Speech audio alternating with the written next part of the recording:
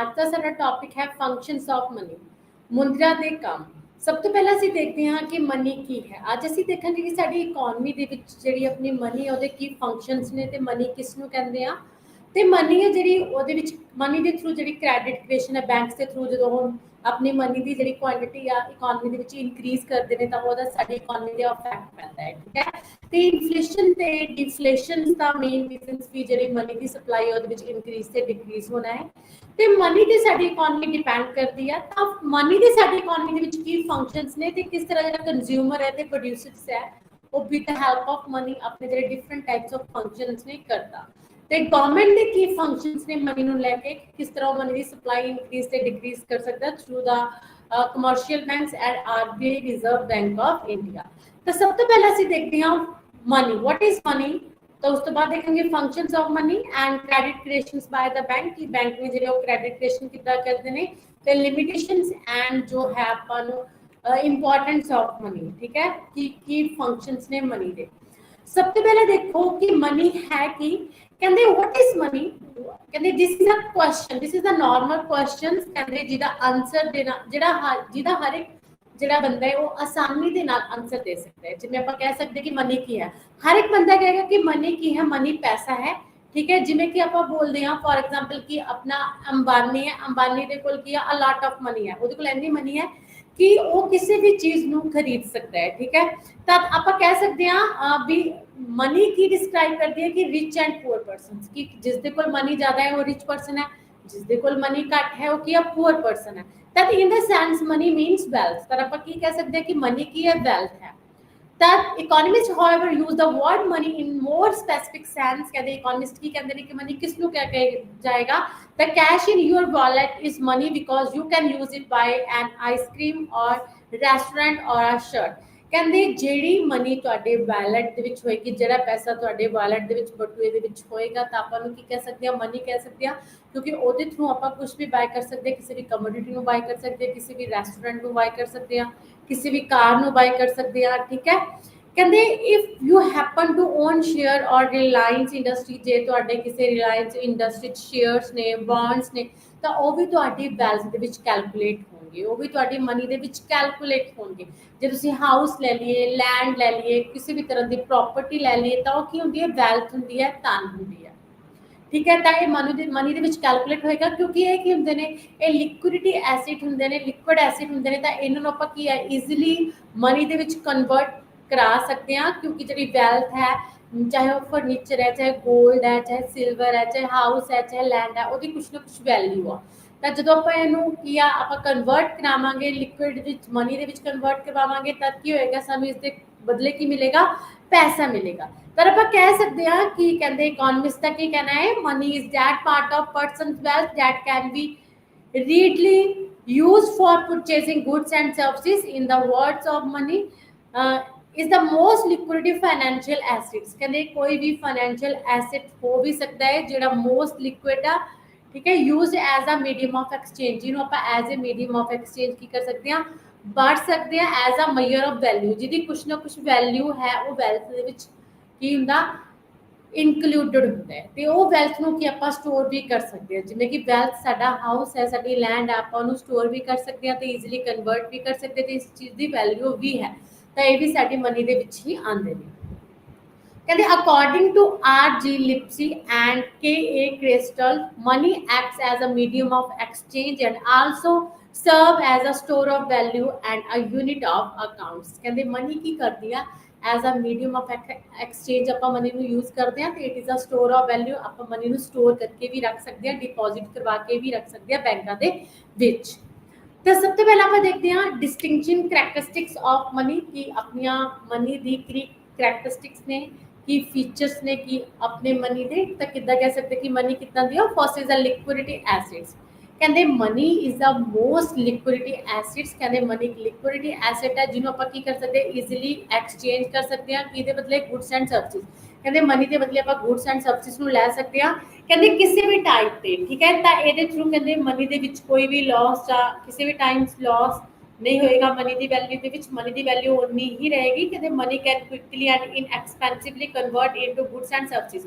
Money ਨੂੰ ਆਪਾਂ ਬਿਨਾਂ ਰੋਕ ਟੋਕ ਤੇ ਕਿਸੇ ਵੀ ਗੁੱਡਸ ਐਂਡ ਸਰਵਿਸਿਜ਼ ਦੇ ਵਿੱਚ ਕਨਵਰਟ ਕਰ ਸਕਦੇ ਹਾਂ। ਮੀਸ਼ੋ ਤੋਂ ਗੁੱਡਸ ਐਂਡ ਸਰਵਿਸਿਜ਼ ਨੂੰ ਕੀ ਕਰ ਸਕਦੇ ਹਾਂ, ਬਾਏ ਕਰ ਸਕਦੇ ਹਾਂ।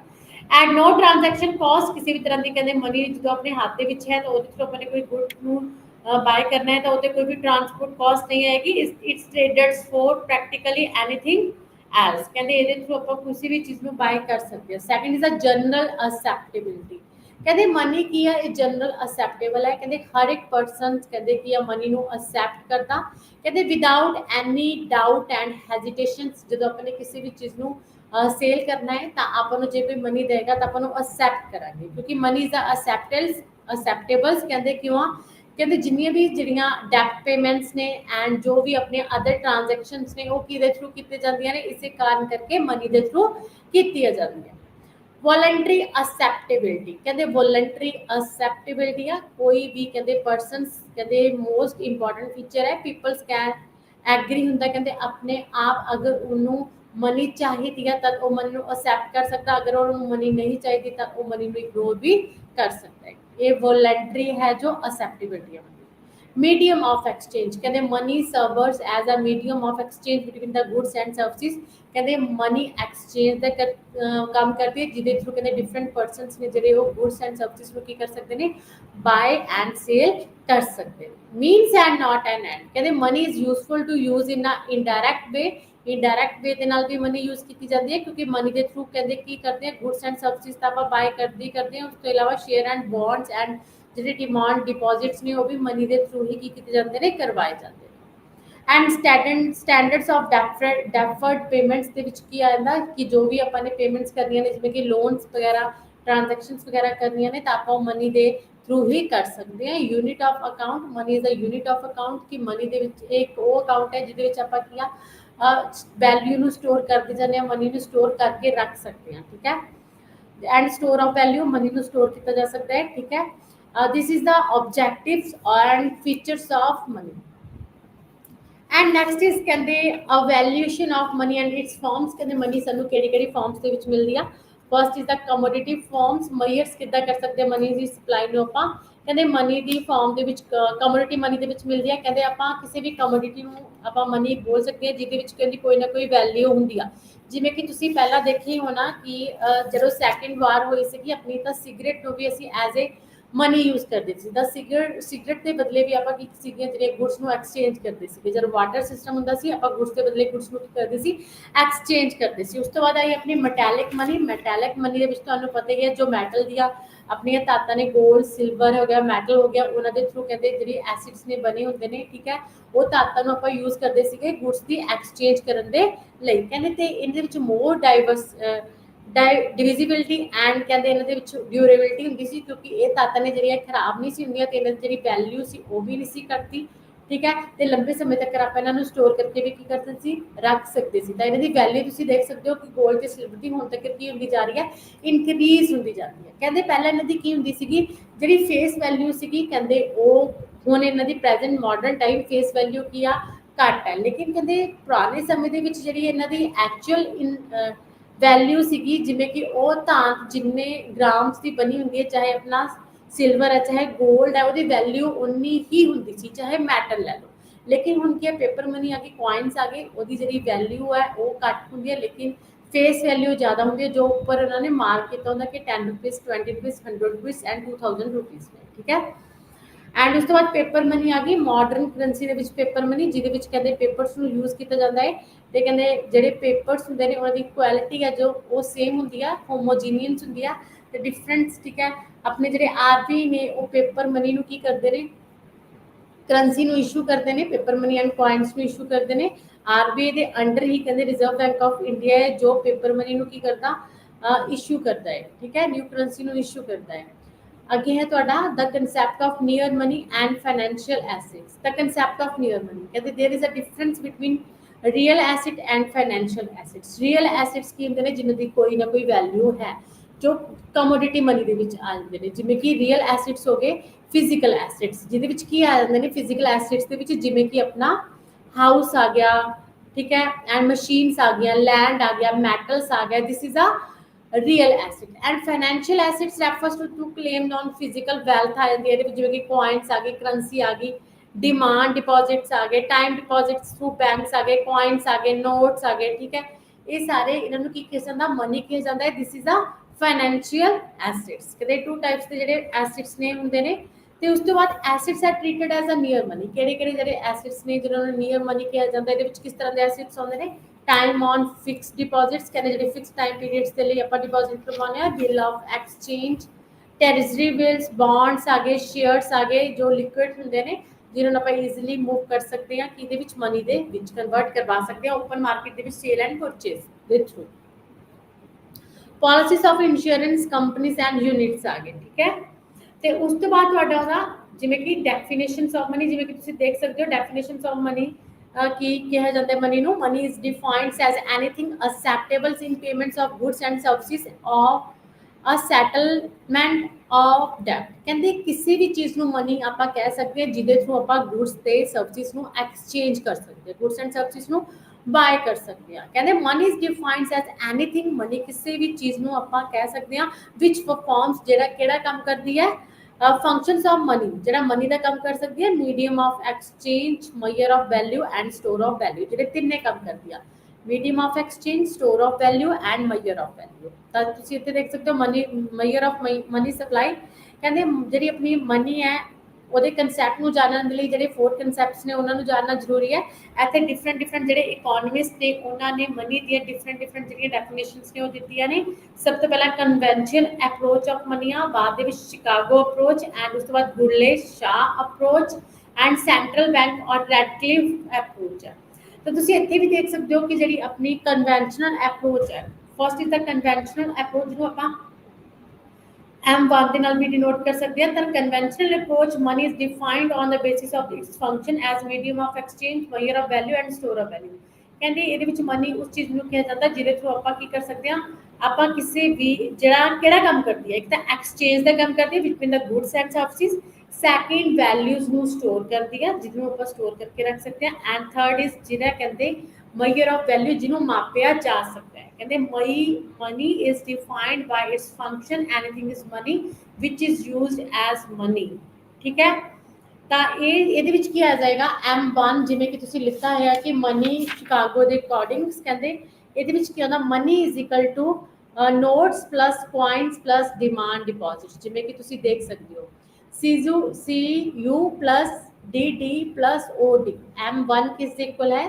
शिकागो अप्रोच अपनी है कि अपनी कन्वेंशनल अप्रोच है। कन्वेंशनल अप्रोच ਦੇ ਵਿੱਚ ਕਹਿੰਦੇ 3 ਆਪਾਂ ਜਿਹੜੇ ਮੇਜਰਸ ਨੇ ਆਪਣੇ ਮਨੀ ਦੇ ਨੇ। M1 is equal to CU plus DD plus OD। CU means currency held by the public ਕੋਲ ਜੋ ਵੀ ਕਰੰਸੀ ਹੈ ਕਿਸ ਰੂਪ ਦੇ ਵਿੱਚ? ਕੋਇਨਸ ਦੇ ਰੂਪ ਦੇ ਵਿੱਚ, ਨੋਟਸ ਦੇ ਰੂਪ ਦੇ ਵਿੱਚ, ਠੀਕ ਹੈ। ਜੋ ਵੀ ਕੋਇਨਸ ਐਂਡ ਨੋਟ ਸਰਕੂਲੇਸ਼ਨਸ ਦੇ ਵਿੱਚ ਨੇ, ਕੋਇਨਸ ਐਂਡ ਨੋਟ ਸਰਕੂਲੇਸ਼ਨਸ ਦੇ ਵਿੱਚ ਨੇ, ਮੀਨਸ ਇਨਫਲੋ ਐਂਡ ਆਊਟਫਲੋ ਦੇ ਵਿੱਚ ਨੇ। ਤੁਹਾਨੂੰ ਪਤਾ ਹੈ ਕਿ ਕੋਇਨਸ ਤੇ ਨੋਟਸ ਕੀ ਨੇ? ਟ੍ਰਾਂਸਫਰ ਹੁੰਦੇ ਜਾਂਦੇ ਨੇ। ਮੈਂ ਕਿਸੇ ਤੋਂ ਚੀਜ਼ ਲਵਾਂਗਾ ਤਾਂ ਮੈਂ ਉਸ ਦੇ ਬਦਲੇ ਉਹਨੂੰ ਕੀ ਦੇਵਾਂਗਾ? ਕੋਇਨਸ ਐਂਡ ਨੋਟਸ ਦੇਵਾਂਗੇ, ਤੇ ਉਹ ਕਿਸੇ ਤੋਂ ਚੀਜ਼ ਲਏਗਾ ਤਾਂ ਉਹ ਉਸ ਬੰਦੇ ਨੂੰ ਦੇਗਾ। ਤਾਂ ਫਿਰ ਇਹ ਮਨੀ ਇਨ ਸਰਕੂਲੇਸ਼ਨਸ ਦੇ ਵਿੱਚ ਹੈ ਜੋ coin and notes in circulations, that is a CU, ਠੀਕ ਹੈ। ਤੇ ਉਸ ਤੋਂ ਬਾਅਦ ਹੈ plus demand deposit in banks ਦੇ ਵਿੱਚ ਜੋ ਵੀ ਕਹਿੰਦੇ ਆਪਣੀ ਡਿਮਾਂਡ ਡਿਪੋਜ਼ਿਟ ਹੈ, ਜੋ ਵੀ ਆਪਾਂ ਨੇ ਪੈਸਾ ਜਮ੍ਹਾਂ ਕਰਵਾਇਆ ਹੈ, plus other deposits in RBI। ਤੇ ਜਿਹੜੇ ਅਦਰ ਡਿਪੋਜ਼ਿਟਸ ਨੇ ਆਪਾਂ ਨੇ RBI ਦੇ ਅੰਦਰ ਜਮ੍ਹਾਂ ਕਰਵਾਏ ਨੇ, ਉਹ ਆਪਣੀ M1 ਦੇ ਵਿੱਚ ਆਉਂਦਾ। ਤਾਂ ਆਪਾਂ ਕਹਿ ਸਕਦੇ ਹਾਂ money is equal to notes plus coins plus demand deposit plus other deposits in RBI। Next is a Chicago approach. ਕਹਿੰਦੇ ਇਸ ਕੀ ਨੇ? ਸ਼ਿਕਾਗੋ ਅਪਰੋਚ ਜਿਹੜੀ ਸੀ ਮਿਲਟਨ ਫਰੀਡਮੈਨ ਨੇ ਦਿੱਤੀ ਸੀਗੀ, ਨੋਬਲ ਲਿਟਰੇਚਰ ਸੀਗੇ ਇਹ, ਠੀਕ ਹੈ। ਸ਼ਿਕਾਗੋ ਸਕੂਲ ਆਫ ਇਕਨੋਮਿਕਸ ਦੇ ਇਹਨਾਂ ਨੇ ਲਿਖਿਆ money is temporary abode of purchasing powers. ਕਹਿੰਦੇ ਮਨੀ ਕੀ ਆ ਜਿਹਦੇ ਥਰੂ ਸਾਡੀ ਪਰਚੇਸਿੰਗ ਪਾਵਰ ਹੁੰਦੀ ਹੈ, ਠੀਕ ਹੈ। ਤਾਂ ਮਨੀ ਕਿਸ ਚੀਜ਼ ਦੇ ਇਕੁਅਲ ਹੈ? Money is equal to currency plus demand deposit plus time deposit. ਇਹਦੇ ਵਿੱਚ ਕੀ ਆ ਜਾਏਗਾ? M1 plus saving deposit of post office saving banks ਆ ਜਾਣਗੇ। ਜਿਵੇਂ ਕਿ M1 is equal to CU plus DD plus OD ਹੈ, ਤਾਂ M2 ਇਜ਼ ਇਕੁਅਲ ਟੂ ਪਹਿਲਾਂ M1 ਆਏਗੀ, ਮੀਨਸ ਆਪਣੀ currency held by the public and demand deposit plus other deposit plus ਕੀ ਕਰਾਂਗੇ ਉਹਨਾਂ ਦੇ ਵਿੱਚ? Saving deposits of post office savings banks. तो ਤੁਹਾਨੂੰ ਪਤਾ ਹੈ ਕਿ ਪੋਸਟ ਆਫਿਸ ਦੇ ਵਿੱਚ ਵੀ ਜੋ ਕਾਫੀ ਡਿਪੋਜ਼ਿਟਸ ਨੇ ਪੈਸੇ ਕਰਵਾਏ ਜਾਂਦੇ ਨੇ, ਠੀਕ ਹੈ, ਸਕੀਮਸ ਕਿਉਂਕਿ ਜ਼ਿਆਦਾ ਹੁੰਦੀਆਂ ਨੇ ਤਾਂ ਇਹਦੇ ਵਿੱਚ ਜੋ ਉਹ ਡਿਪੋਜ਼ਿਟ ਮਨੀ ਹੋਏਗੀ ਤਾਂ ਉਹਨੂੰ ਵੀ ਆਪਾਂ ਪਲੱਸ ਕਰਾਂਗੇ। ਤਾਂ M1 ਦੇ ਵਿੱਚ ਇਹਨੂੰ saving deposit of post office saving banks the money ਨੂੰ ਪਲੱਸ ਕਰਾਂਗੇ ਤਾਂ ਆਪਣੀ ਜਿਹੜੀ M2 ਹੈ ਉਹ ਨਿਕਲ ਆਏਗੀ। ਐਂਡ ਨੈਕਸਟ ਇਜ਼ ਆ M3, ਠੀਕ ਹੈ, ਤੇ M3 is equal to M1 plus net time deposit of banks। ਜਿਹੜਾ net time deposit ਜਦੋਂ ਆਪਾਂ ਜਿਹੜੇ ਨੇ ਬੈਂਕਸ ਦੇ ਥਰੂ ਟਾਈਮ ਦੇ ਅਕੋਰਡਿੰਗ ਡਿਪੋਜ਼ਿਟ ਕਰਵਾਏ ਜਾਂਦੇ ਨੇ ਬੈਂਕਸ ਦੇ ਵਿੱਚ ਪੀਪਲਸ ਦੇ ਥਰੂ, ਉਹਨਾਂ ਨੂੰ ਪਲੱਸ ਕਰਾਂਗੇ ਤਾਂ ਆਪਣੀ ਮਨੀ ਜਿਹੜੀ ਹੈ ਉਹਦਾ ਮਈਅਰ ਹੋ ਜਾਏਗਾ। ਤਾਂ ਮਈਅਰ ਮਨੀ ਨੂੰ ਮਈਅਰ ਆਪਾਂ ਇਸ ਤਰ੍ਹਾਂ ਵੀ ਕਰ ਸਕਦੇ ਹਾਂ। And fourth is the M4 ਜਿਹਦੇ ਵਿੱਚ M3 M1 plus net time deposit of banks plus total deposit of post office saving organizations means ਆਪਾਂ M1 plus ਕਰਾਂਗੇ। M3 plus M1 ਨੂੰ plus ਕਰਾਂਗੇ ਤਾਂ M4 ਜਿਹੜਾ ਸਾਡਾ fourth measure ਹੈ ਮਨੀ ਦਾ ਉਹ ਕੈਲਕੂਲੇਟ ਹੋ ਜਾਏਗਾ। ਤੇ ਇਸ ਤੋਂ ਬਾਅਦ ਸੀਗੀ ਸਾਡੀ ਗਰਲੇ ਤੇ ਸ਼ਾਹ ਅਪਰੋਚ। ਗਰਲੇ ਤੇ ਸ਼ਾਹ ਅਪਰੋਚ ਦੇ ਵਿੱਚ ਕਹਿੰਦੇ ਮਨੀ ਕਿਸ ਚੀਜ਼ ਦੇ ਇਕੁਅਲ ਹੁੰਦੀ ਆ, ਤਾਂ ਇਹ ਅਪਰੋਚ ਆਪਾਂ ਨੂੰ ਸ਼ਾਹ ਤੇ ਗਰਲੇ ਨੇ ਦਿੱਤੀ ਸੀਗੀ ਤਾਂ ਉਹ ਕੀ ਬੋਲਦੇ ਨੇ कि according to this approach money should include all those instruments which are close substitution of each other। ਕਹਿੰਦੇ ਉਹ ਸਾਰੇ ਇਨਸਟਰੂਮੈਂਟਸ ਨੂੰ ਆਪਾਂ ਮਨੀ ਕਹਿ ਸਕਦੇ ਹਾਂ ਜਿਹੜੇ ਇੱਕ ਦੂਸਰੇ ਦੇ ਕੀ ਨੇ, ਕਲੋਜ਼ ਸਬਸਟੀਟਿਊਸ਼ਨ ਨੇ। ਤਾਂ ਗਰਲੇ ਐਂਡ ਸ਼ਾਹ ਦੇ ਅਕੋਰਡਿੰਗ ਆਪਾਂ ਕੀ ਕਹਿ ਸਕਦੇ ਹਾਂ, ਉਹ ਕੀ ਕਹਿੰਦੇ ਨੇ money is equal to currency plus demand deposit plus time deposit plus saving bank deposit plus shares and bonds. ਕਹਿੰਦੇ ਇਹਦੇ ਵਿੱਚ ਸ਼ੇਅਰਸ ਤੇ ਬੌਂਡਸ ਵੀ ਉਹਨਾਂ ਨੂੰ ਲਿਖਦੇ ਨੇ। ਉਸ ਤੋਂ ਬਾਅਦ ਹੈ fourth central bank or Radcliffe approach. ਇਹਦੇ ਵਿੱਚ ਕਹਿੰਦੇ ਕੀ ਲਿਖਤਾ ਹੈ, currency plus demand deposit plus time deposit plus saving account plus deposit plus shares plus bonds plus securities plus credit from unorganised sector. कहते अनऑर्गेनाइज सैक्टर्स का जो credit है वो भी इसके विच लिया जाएगा। This is a 4 measures of money supply. Next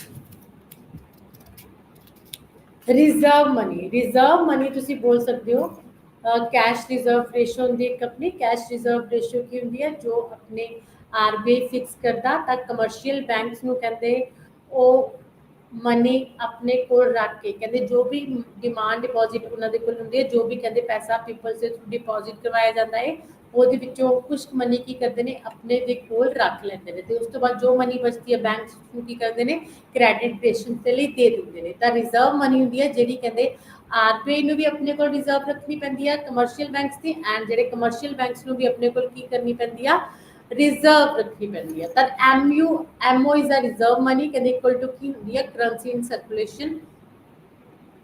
circulation ਦੇ ਵਿੱਚ ਕਰੰਸੀ ਕਿੰਨੀ ਹੈ ਪਲੱਸ ਬੈਂਕਰਸ ਡਿਪੋਜ਼ਿਟਸ ਵਿਦ RBI ਦੇ ਅੰਡਰ ਬੈਂਕ ਦੇ ਵਿੱਚ ਕਿੰਨੀ ਮਨੀ ਡਿਪੋਜ਼ਿਟ ਹੈ plus other deposit with RBI। ਕਹਿੰਦੇ ਅਦਰ ਬੈਂਕ ਦੇ ਥਰੂ RBI ਦੇ ਵਿੱਚ ਕਿੰਨੀ ਡਿਪੋਜ਼ਿਟ ਮਨੀ ਹੈ is equal to net RBI credit to the government। ਕਹਿੰਦੇ ਜਿਹੜਾ net RBI credit ਕਰਦਾ ਕ੍ਰੈਡਿਟੇਸ਼ਨ ਕੀ ਕਰਦਾ ਗਵਰਨਮੈਂਟ ਦੇ ਥਰੂ ਕਰਦਾ ਹੈ। RBI credit to the commercial sector ਕਹਿੰਦੇ ਕਮਰਸ਼ੀਅਲ ਸੈਕਟਰ ਦੇ ਥਰੂ ਜਿਹੜਾ RBI ਉਹ ਕ੍ਰੈਡਿਟ ਕਰਦਾ।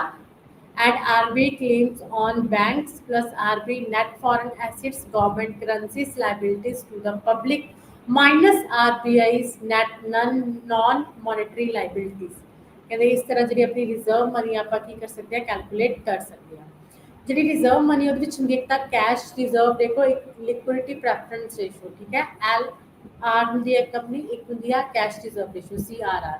ਜੋ CR ਹੈ ਉਹ ਕਮਰਸ਼ੀਅਲ ਬੈਂਕਸ ਨੂੰ RBI ਦੇ ਕੋਲ ਕੀ ਹੈ RBI ਦੇ ਅੰਡਰਸ ਕੀ ਹੈ ਆਪਣੇ ਕੋਲ ਫਿਕਸ ਕਰਨੀ ਪੈਂਦੀ ਹੈ, ਮਤਲਬ ਰੱਖਣੀ ਪੈਂਦੀ ਹੈ। ਅਗਰ ਉਹਨਾਂ ਕੋਲ ਕੋਈ ਵੀ ਪੀਪਲ 10,000 ਜੋ ਹੈ ਆਪਣਾ ਜਮ੍ਹਾਂ ਕਰਵਾਉਂਦਾ ਹੈ ਤਾਂ ਜਿਹੜੇ ਕਮਰਸ਼ੀਅਲ ਬੈਂਕਸ ਨੇ ਤਾਂ ਉਹਨਾਂ ਨੂੰ ਉਹਦੇ ਵਿੱਚੋਂ ਕੁਝ ਪਰਸੈਂਟ ਜਿਹੜਾ ਆਪਣੇ ਕੋਲ ਕੈਸ਼ ਦੀ ਫਾਰਮ ਦੇ ਵਿੱਚ ਰੱਖਣਾ ਪੈਂਦਾ ਹੈ ਤੇ ਬਾਕੀ ਉਹ ਕੀ ਕਰਦਾ ਦੂਸਰੇ ਜਿਹੜੇ ਪਰਸਨਸ ਨੇ ਉਹਨਾਂ ਨੂੰ ਕ੍ਰੈਡਿਟ ਦੇ ਲਈ ਦੇ ਸਕਦਾ ਹੈ। ਤਾਂ this is a reserve money, ਠੀਕ ਹੈ।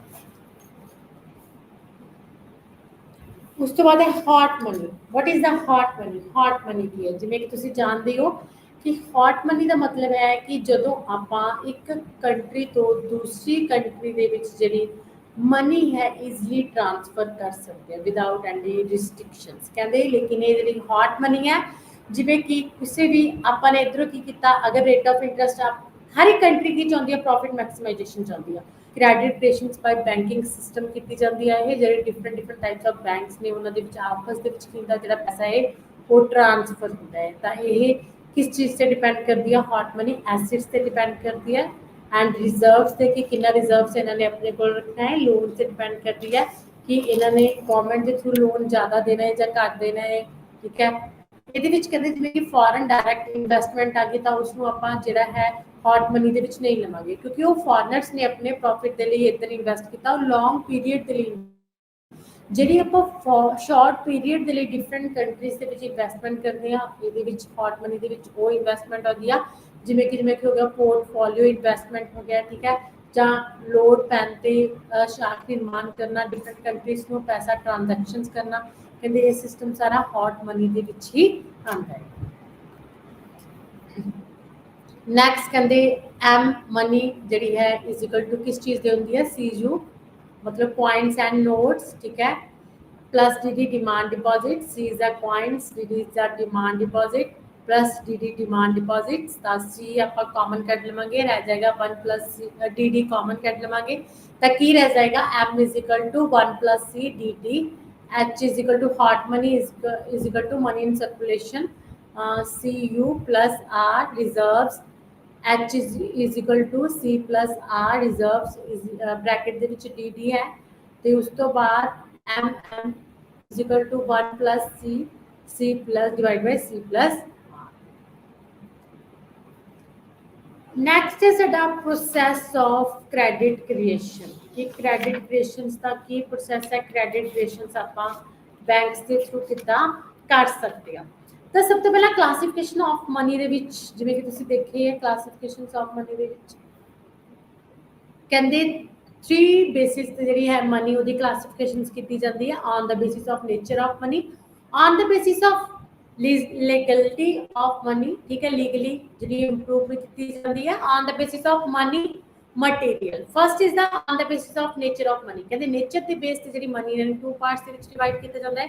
First is actual money, second is a money of account, and second on the basis of legality of money। Legally कहते legal tender and optional money। On the basis of money material ਦੇ base ਤੇ ਵੀ 2 parts ਦੇ ਵਿੱਚ divide ਕੀਤਾ ਜਾਂਦਾ ਹੈ। First is metallic money, second is a paper money।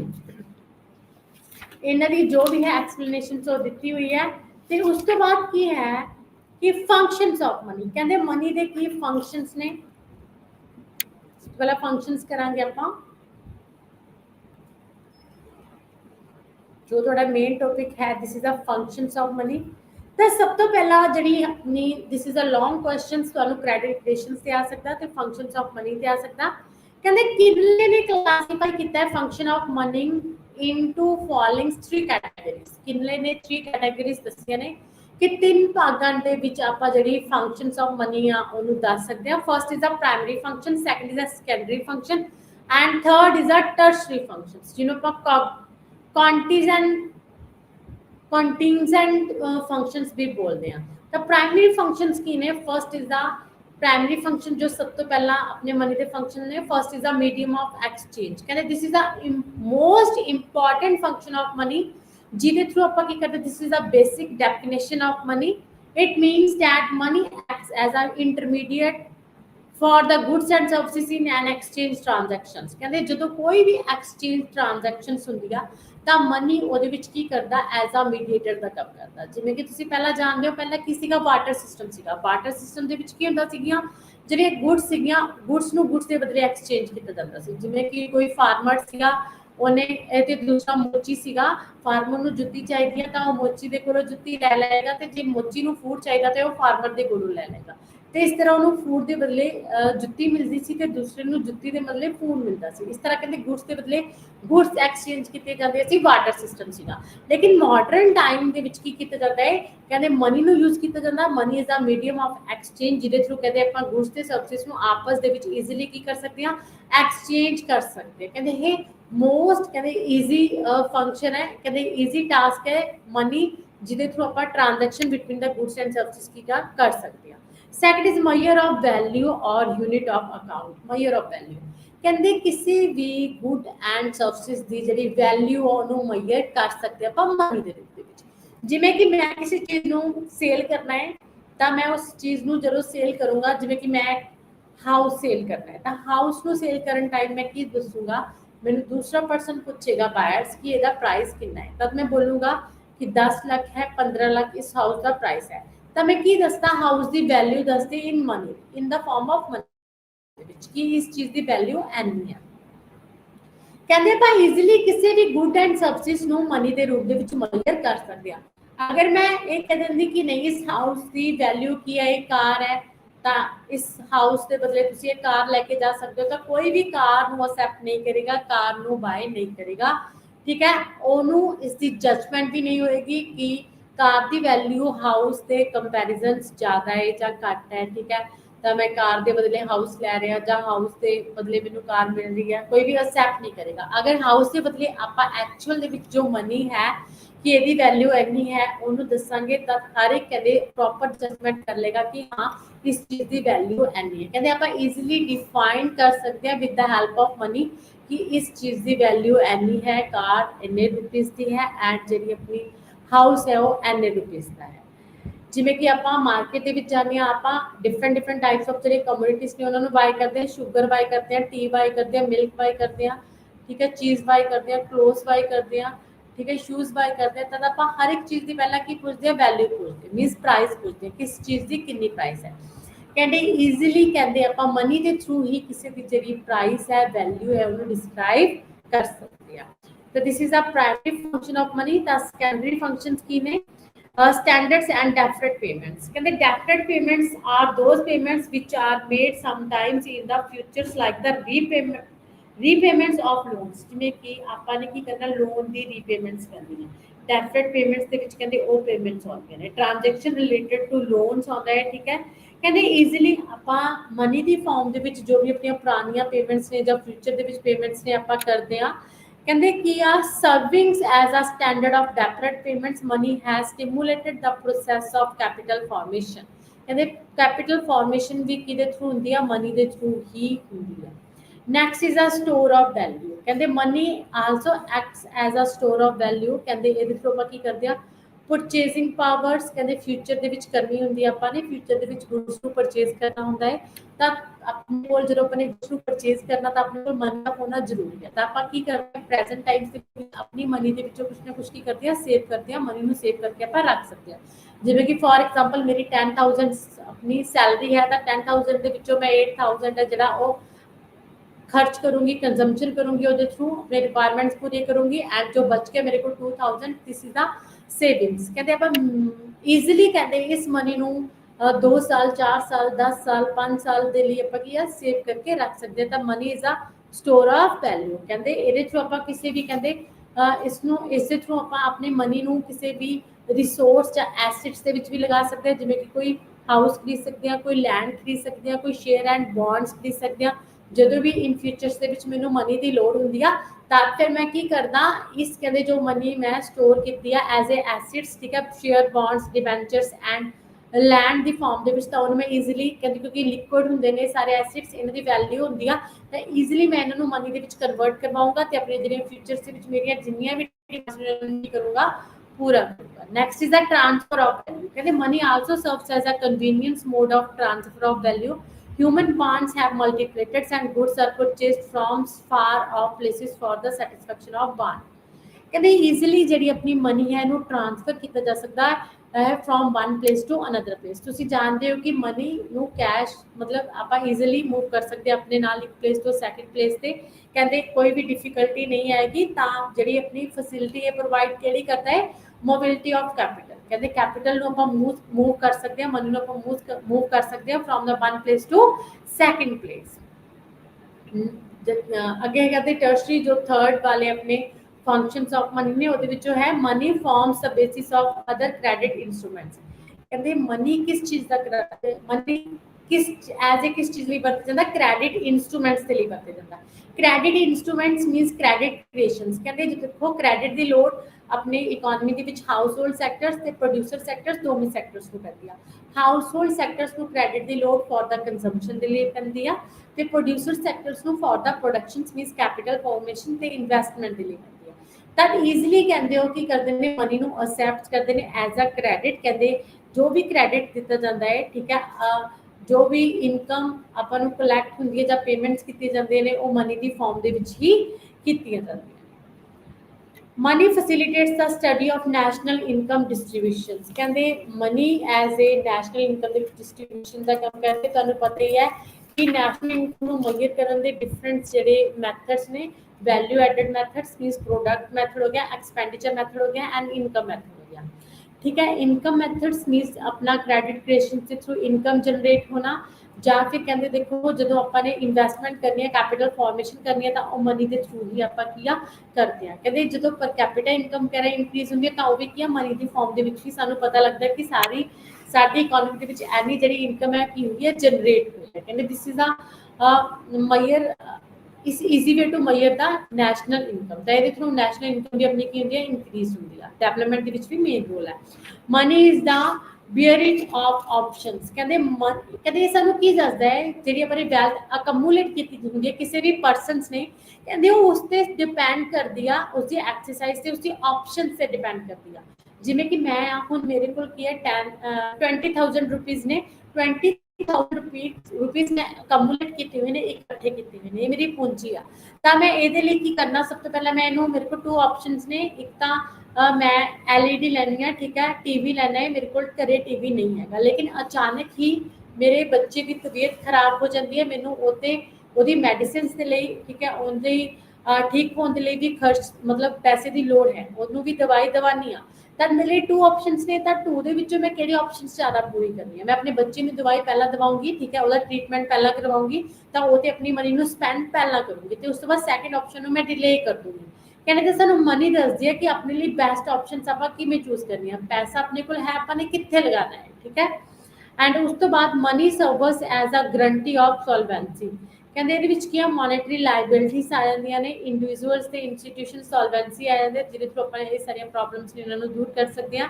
And money facilitates liquidity of capital. ਕਹਿੰਦੇ money ਕਿਹੜੀ ਫੈਸਿਲਿਟੀ ਸਾਨੂੰ ਪ੍ਰੋਵਾਈਡ ਕਰਦੀ ਹੈ, ਲਿਕੁਇਡਿਟੀ ਦੀ ਜਿਹੜੀ ਫੈਸਿਲਿਟੀ ਹੈ ਪ੍ਰੋਵਾਈਡ ਕਰਦੀ ਹੈ। ਕਹਿੰਦੇ ਕਿਉਂਕਿ ਮਨੀ ਹੈਲਪ ਕਰਦੀ ਆ ਮੇਨਟੇਨ ਦਾ ਲਿਕੁਇਡਿਟੀ ਆਫ ਕੈਪੀਟਲਸ। ਜਿਵੇਂ ਕਿ ਤੁਸੀਂ ਜਾਣਦੇ ਹੋ ਕਿ ਆਪਾਂ ਵਨ ਆਫ ਰਿਫਿਊਜ਼, ਕਹਿੰਦੇ ਕੋਈ ਵੀ ਰਿਫਿਊਜ਼ ਨਹੀਂ ਕਰਦਾ ਹੈ ਹਾਊਸ ਸ਼ਾਪਸ ਤੇ ਲੈਂਡ ਨੂੰ ਬਾਏ ਕਰਨ ਤੇ ਸੇਲ ਕਰਨ ਤੇ, ਸੇਲ ਵੀ ਕਰਨਗੇ ਤੇ ਬਾਏ ਵੀ ਕਰਨਗੇ ਕਿਉਂਕਿ ਇਹਨਾਂ ਦੀ ਕੁਛ ਨਾ ਕੁਛ ਵੈਲਿਊ ਹੈ। ਕਹਿੰਦੇ ਫਿਕਸਡ ਐਸਿਡਸ ਨੇ, ਹਾਊਸ ਤੇ ਆਪਣੀ ਸ਼ਾਪਸ ਲੈਂਡ ਦਾ ਫਿਕਸਡ ਐਸਿਡਸ, ਆਪਾਂ ਫਿਕਸ ਐਸਿਡਸ ਤੇ ਖਰਚਾ ਕਰਦੇ ਹਾਂ ਤਾਂ ਇਹਨਾਂ ਦੇ ਥਰੂ ਇਹਨਾਂ ਦੀ ਸਾਡੀ ਵੈਲਿਊ ਜਨਰੇਟ ਹੁੰਦੀ ਆ, ਵੈਲਥ ਜਨਰੇਟ ਹੁੰਦੀ ਆ। ਤਾਂ ਆਪਾਂ ਇਸ ਐਸਿਡਸ ਦੇ ਥਰੂ ਆਪਾਂ ਕਦੇ ਵੀ ਇਹਨਾਂ ਨੂੰ ਮਨੀ ਦੇ ਵਿੱਚ ਈਜ਼ੀਲੀ ਕੀ ਕਰ ਸਕਦੇ ਆ, ਕਨਵਰਟ ਕਰਵਾ ਸਕਦੇ ਆ। ਅੱਗੇ ਹੈ money facilitates the concept of equilibrium in economics. ਕਹਿੰਦੇ ਇਕੁਇਲਿਬ੍ਰੀਅਮ ਦੀ ਜਿਹੜੀ ਸਿਚੁਏਸ਼ਨਸ ਹੈ, ਮੈਕਸਿਮਮ ਸੈਟਿਸਫੈਕਸ਼ਨ ਹੈ ਤੇ ਐਕਸਪੈਂਡੀਚਰਸ ਦੇ ਥਰੂ ਯੂਟਿਲਿਟੀ ਹੈ, ਗੁਡਸ ਐਂਡ ਸਰਵਿਸਿਜ਼ ਤੇ ਜਦੋਂ ਆਪਾਂ ਐਕਸਪੈਂਡੀਚਰ ਕਰਦੇ ਹਾਂ ਜੋ ਵੀ ਸਾਨੂੰ ਯੂਟਿਲਿਟੀ ਮਿਲਦੀ ਆ, ਕੰਜ਼ਿਊਮਰ ਇਕੁਇਲਿਬ੍ਰੀਅਮ ਦੇ ਵਿੱਚ ਹੁੰਦਾ, ਉਹ ਵੀ ਕਹਿੰਦੇ ਆਪਾਂ ਮਨੀ ਦੀ ਜਿਹੜੀ ਫਾਰਮ ਦੇ ਵਿੱਚ ਹੀ ਕੈਲਕੂਲੇਟ ਕਰ ਸਕਦੇ ਹਾਂ। ਕਹਿੰਦੇ ਜਿਵੇਂ ਕਿ ਕੋਈ ਵੀ ਪ੍ਰੋਡਿਊਸਰਸ ਕਿੱਥੋਂ ਤੱਕ ਆਪਣਾ प्रोडक्शन करेगा, कितों तक सेल करेगा, सप्लाई करेगा, जितने कहते marginal cost equal to marginal revenue है। इसी तरह कंज्यूमर्स कितों तक किसी गुड्स को यूज करता, जितों तक कहते जो उन्हें प्राइसेस पे किया, जितों तक मनी की वैल्यू मार्जिनल यूटिलिटी जो गुड्स तो मिल रही है उसके इक्वल नहीं हो जाती, उतों तक किसी भी गुड्स को कंज्यूम करेगा। इस तरह मनी के थ्रू जो डिफरेंट टाइप्स ऑफ इक्विलिब्रियम्स ने आप उन्होंने भी की कर सकते हैं, मुहैया कर सकते हैं। कहते मनी के बहुत सारे स्टैटिक ते डायनामिक फंक्शंस ने, ठीक है। ਤਾਂ ਮਨੀ ਦੇ ਮੇਨ 3 ਫੰਕਸ਼ਨ ਸੀਗੇ ਜਿਹੜੇ ਆਪਾਂ ਨੇ ਕੀਤੇ ਨੇ, demand deposit and credit creation is the another function. ਕਹਿੰਦੇ ਇੱਕ credit creation is the most important function ਕਿ ਜਿਹੜੇ ਆਪਣੇ ਬੈਂਕਸ ਨੇ ਉਹ ਕੀ ਕਰਦੇ ਨੇ, ਕ੍ਰੈਡਿਟ ਕ੍ਰੀਏਸ਼ਨਸ ਵੀ ਕਰਦੇ ਨੇ, ਜਿਹਦੇ ਥਰੂ ਆਪਣੀ ਇਕਨੋਮੀ ਦੇ ਵਿੱਚ ਕੀ ਆਉਂਦਾ ਹੈ, ਪੈਸਾ ਆਉਂਦਾ ਹੈ। ਤਾਂ role and importance of money ਕਹਿੰਦੇ ਵੀ ਫੰਕਸ਼ਨਸ ਦੇ ਵਿੱਚ ਆਉਂਦੀ ਹੈ, ਡਿਫਰੈਂਟ ਰੋਲਸ ਨੇ, ਡਾਇਰੈਕਟ ਰੋਲ ਵੀ ਹੈ ਮਨੀ ਦੇ, indirect role भी ने ते importance of money, ठीक है। The first is direct role and importance of money। उनके विचों first है role in consumption। कहते consumption ਦੇ ਵਿੱਚ money ਦਾ main role है, क्योंकि ਜਦੋਂ ਆਪਾਂ ਕੋਈ ਵੀ goods ਨੂੰ consume करना, चाहे investment goods ने, चाहे अपने consumption goods ने, चाहे producers consume कर रहे हैं, चाहे अपना consumer produce कर रहे हैं, वो किधे थ्रू अपना consume करेगा, money ਦੇ थ्रू consume करेगा। ਉਹ ਕਿੱਥੇ ਤੱਕ ਕੰਜ਼ਿਊਮ ਕਰੇਗਾ, ਜਿੱਥੇ ਤੱਕ ਕਹਿੰਦੇ ਗੁਡਸ ਤੇ ਸਰਵਿਸਿਜ਼ ਤੋਂ ਮਿਲਣ ਵਾਲੀ ਮਾਰਜਨਲ ਯੂਟਿਲਿਟੀ ਉਹਦੇ ਪ੍ਰਾਈਸ ਦੇ ਇਕੁਅਲ ਨਹੀਂ ਹੋ ਜਾਂਦੀ। Next is role of production, ਕਹਿੰਦੇ ਪ੍ਰੋਡਕਸ਼ਨ ਦੇ ਵਿੱਚ ਵੀ ਮਨੀ ਦਾ ਮੇਨ ਰੋਲ ਹੈ, ਕਿਉਂਕਿ ਜਦੋਂ ਆਪਾਂ ਪ੍ਰੋਡਕਸ਼ਨ ਕਰਨੀ ਹੁੰਦੀ ਹੈ ਤਾਂ ਫੈਕਟਰ ਆਫ ਪ੍ਰੋਡਕਸ਼ਨ ਨੂੰ ਆਪਾਂ ਯੂਜ਼ ਕਰਦੇ ਹਾਂ, ਲੈਂਡ ਲੇਬਰ ਕੈਪੀਟਲ ਨੂੰ ਯੂਜ਼ ਕਰਦੇ ਹਾਂ, ਤਾਂ ਉਹਨਾਂ ਦੇ ਬਦਲੇ ਆਪਾਂ ਵੇਜਿਸ ਪ੍ਰੋਫਿਟ ਤੇ ਰੈਂਟ ਪ੍ਰੋਵਾਈਡ ਕਰਦੇ ਹਾਂ। ਤਾਂ ਆਪਾਂ ਕਿੱਥੋਂ ਤੱਕ ਆਪਾਂ ਜੇ ਪੇਮੈਂਟਸ ਨੇ ਕਰਾਂਗੇ ਜਿੱਥੋਂ ਤੱਕ ਕਹਿੰਦੇ ਜਿਹੜੀ ਕਾਸਟ ਹੈ ਰੈਵਨਿਊ ਹੈ ਤੇ ਜਿਹੜੀ ਆਪਣੀਆਂ ਪੇਮੈਂਟਸ ਨੇ ਉਹ ਇਕੁਅਲ ਨਹੀਂ ਹੋ ਜਾਂਦੀਆਂ। Next is role of exchange, ਕਹਿੰਦੇ ਜਿਹੜੇ ਆਪਣੇ ਡਿਫਰੈਂਟ ਮਰਚੈਂਟਸ ਨੇ ਜਾਂ ਐਕਸਚੇਂਜ ਹੋ ਰਹੀ ਆ ਓਪਨ ਮਾਰਕੀਟ ਦੇ ਵਿੱਚ, ਕਲੋਜ਼ ਮਾਰਕੀਟ ਦੇ ਵਿੱਚ, ਇੰਟਰਨੈਸ਼ਨਲ ਲੈਵਲ ਤੇ ਐਕਸਪੋਰਟ ਇੰਪੋਰਟ ਹੋ ਰਹੇ ਨੇ, ਉਹ ਕਹਿੰਦੇ ਸਾਰੇ ਮਨੀ ਦੀ ਫਾਰਮ ਦੇ ਵਿੱਚ ਹੀ ਹੋ ਰਹੇ ਨੇ, ਮਨੀ ਦੇ ਥਰੂ ਹੀ ਹੋ ਰਹੇ ਨੇ। ਰੋਲ ਇਨ ਟ੍ਰੇਡ, ਕਹਿੰਦੇ ਜਿਹੜੀਆਂ ਆਪਣੀਆਂ ਸਮਾਲ ਸਕੇਲ ਇੰਡਸਟਰੀਜ਼ ਨੇ, ਲਾਰਜ ਸਕੇਲ ਇੰਡਸਟਰੀਜ਼ ਨੇ, ਕਹਿੰਦੇ ਉਹਨਾਂ ਦੇ ਥਰੂ ਜੋ ਵੀ ਐਕਸਚੇਂਜ ਹੋ ਰਹੀ ਆ, ਪ੍ਰੋਮਿਸਰੀ ਨੋਟਸ ਡਰਾਫਟ ਜੋ ਬਣਾਏ ਜਾਂਦੇ ਨੇ, ਠੀਕ ਹੈ, ਵੇਰੀਅਸ ਕਾਈਂਡਸ ਆਫ ਜੋ ਐਕਸਚੇਂਜਸ ਨੇ ਉਹ ਵੀ ਮਨੀ ਦੇ ਥਰੂ ਹੀ ਹੋ ਰਹੀਆਂ ਨੇ। ਰੋਲ ਆਫ ਡਿਸਟ੍ਰੀਬਿਊਸ਼ਨ, ਕਹਿੰਦੇ ਜੋ ਵੈਲਥ ਡਿਸਟ੍ਰੀਬਿਊਟ ਕੀਤੀ ਜਾਂਦੀ ਹੈ ਤਾਂ ਹੀ ਉਹ ਫੈਕਟਰ ਆਫ ਪ੍ਰੋਡਕਸ਼ਨ ਦੇ ਵਿੱਚ ਕਹਿੰਦੇ ਲੈਂਡ ਲੇਬਰ ਕੈਪੀਟਲਸ ਨੂੰ ਜਾਂ ਫਿਰ ਕਹਿੰਦੇ ਰਿਚ ਐਂਡ ਪੂਅਰਸ ਦੇ ਵਿੱਚ ਡਿਸਟ੍ਰੀਬਿਊਸ਼ਨ ਕੀਤੀ ਜਾ ਰਹੀ ਹੈ, ਚਾਹੇ ਗਵਰਨਮੈਂਟ ਦੇ ਵਿੱਚ ਡਿਸਟ੍ਰੀਬਿਊਸ਼ਨ ਕੀਤੀ ਜਾ ਰਹੀ ਹੈ, ਉਹ ਵੀ ਮਨੀ ਦੀ ਫਾਰਮ ਦੇ ਵਿੱਚ ਹੀ ਡਿਸਟ੍ਰੀਬਿਊਟ ਕੀਤੀ ਜਾ ਰਹੀ ਹੈ। Next is role in public finance, ਕਹਿੰਦੇ ਪਬਲਿਕ ਫਾਈਨਾਂਸ ਦੇ ਵਿੱਚ ਮਨੀ ਦਾ ਮੇਨ ਰੋਲ ਹੈ, ਕਿਉਂਕਿ ਪਬਲਿਕ ਫਾਈਨਾਂਸ ਕਹਿੰਦੇ ਗਵਰਨਮੈਂਟ ਦੇ ਐਕਸਪੈਂਡੀਚਰਸ ਤੇ ਇਨਕਮ ਨੂੰ ਲੈ ਕੇ ਪਾਲਿਸੀ ਜਿਹੜੀ ਉਹ ਹੁੰਦੀ ਆ, ਤਾਂ ਪਬਲਿਕ ਐਕਸਪਾਂਸ ਗਵਰਨਮੈਂਟ ਐਕਸਪੈਂਡੀਚਰ ਜੋ ਵੀ ਕੀਤੇ ਜਾਂਦੇ ਨੇ, ਹਾਊਸ ਤੇ ਕੀਤੇ ਜਾਂਦੇ ਨੇ ਜਾਂ ਆਪਣੇ ਐਜੂਕੇਸ਼ਨ ਤੇ ਕੀਤੇ ਜਾਂਦੇ ਨੇ, ਹਸਪਿਟੈਲਿਟੀ ਤੇ ਕੀਤੇ ਜਾਂਦੇ ਨੇ, ਰੋਡਸ ਤੇ ਕੀਤੇ ਜਾਂਦੇ ਨੇ, ਟਰਾਂਸਪੋਰਟ ਤੇ ਕੀਤੇ ਜਾਂਦੇ ਨੇ, ਬੈਂਕਿੰਗ ਤੇ ਕੀਤੇ ਜਾਂਦੇ ਨੇ, ਉਹ ਵੀ ਸਾਰੇ ਗਵਰਨਮੈਂਟ ਆਪਣੇ ਬਜਟ ਮੀਨਸ ਰੈਵਨਿਊ ਦੇ ਵਿੱਚੋਂ ਹੀ ਕਰਦੀ ਹੈ। ਕੈਪੀਟਲ ਫਾਰਮੇਸ਼ਨ, ਕਹਿੰਦੇ ਜੋ ਵੀ ਕੈਪੀਟਲ ਫਾਰਮੇਸ਼ਨ ਮੀਨਸ ਕੈਪੀਟਲ ਦੇ ਵਿੱਚ ਇਨਵੈਸਟ ਕਰਨਾ, ਕਹਿੰਦੇ ਜਦੋਂ ਵੀ ਆਪਾਂ ਕੈਪੀਟਲ ਦੇ ਵਿੱਚ ਇਨਵੈਸਟ ਕਰਦੇ ਹਾਂ ਉਹ ਵੀ ਮਨੀ ਦੇ ਫਾਰਮ ਦੇ ਵਿੱਚ ਹੀ ਕਰਦੇ ਹਾਂ, ਮਨੀ ਨੂੰ ਹੀ ਆਪਾਂ ਇਨਵੈਸਟ ਕਰਦੇ ਹਾਂ, ਜਿਹਦੇ ਥਰੂ ਕਹਿੰਦੇ ਆਪਣੀ ਇਨਕਮ ਜਨਰੇਟ ਹੋਏਗੀ ਤਾਂ ਇਨਕਮ ਜਨਰੇਟ ਹੋਏਗੀ, ਸੇਵਿੰਗ ਜਨਰੇਟ ਹੋਏਗੀ, ਸੇਵਿੰਗ ਜਨਰੇਟ ਹੋਏਗੀ ਤਾਂ ਕ੍ਰੈਡਿਟ ਕ੍ਰੀਏਸ਼ਨ ਵੀ ਕੀ ਹੋਏਗੀ, ਜਨਰੇਟ ਹੋਏਗੀ।